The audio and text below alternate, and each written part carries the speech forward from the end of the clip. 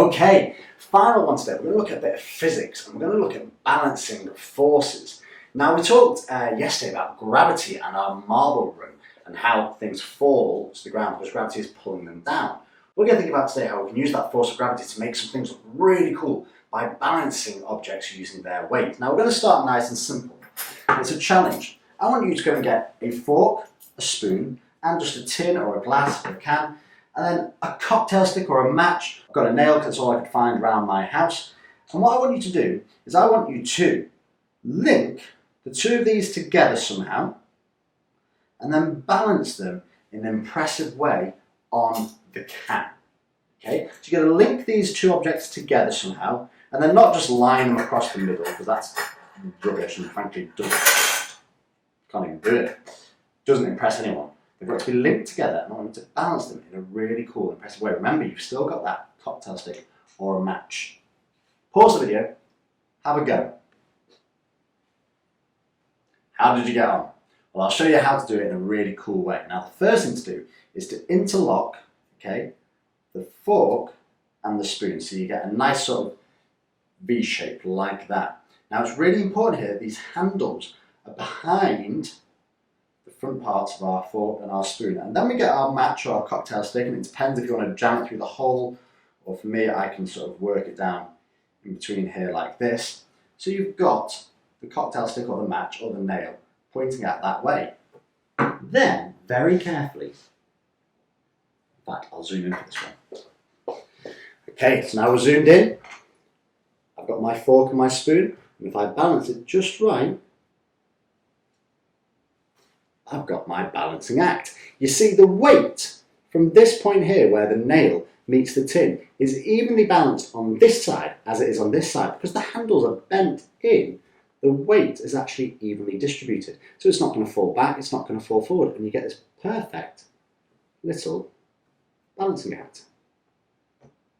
Have a go yourself if you didn't get it to work before. Let's have a look at another one. Okay, can you see me? Now, you're going to need 4 tins this time and 3 knives. I've got a 4th knife I'm going to use as a measurer later. Your challenge is simple. I want you to have one of these tins held up off the ground. Okay? Now it's not allowed to touch any of these 3 tins, and these 3 tins that are on the floor must be at least a knife's length apart. Okay? Doesn't matter which way around you do it. Okay? Doesn't matter which way around you do it. But they must be at least a knife's length apart. These other knives you can lean on top, whichever way you want, but wait, these tins must be at least a knife's length apart. So you allow these 3 on the ground, these 3 are allowed to touch, and you've got to suspend this one in the air. Have a go. Pause the video, give it a crack. Right, did you manage it? Now the skill is all about using these knives carefully. I've got to make sure my tins are at least a knife's width apart, which they are. And then I want to get my knives and I want to link them very carefully. You see, I couldn't just lean them over the tins because they wouldn't fit. But if I put them all in the middle, then they just fall down because they're all just leaning on one of them and he falls down. But how about if this knife is leaning on this knife, and then this knife leans on this knife? Well, you'll say this one will just fall down because it's not leaning on anything.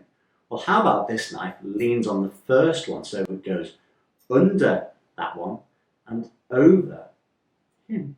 So we've got 3 knives, but they're all leaning on one another. And if I now place them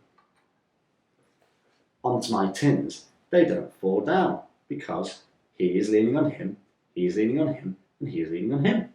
And all my tins are still a knife's width apart. So I can finally get my last tin and quite confidently place him in the middle. And he's off the ground, not touching it. Have a go yourself. And actually, see how strong that is because they're all leaning, they're all supporting one another. Great trick, that one.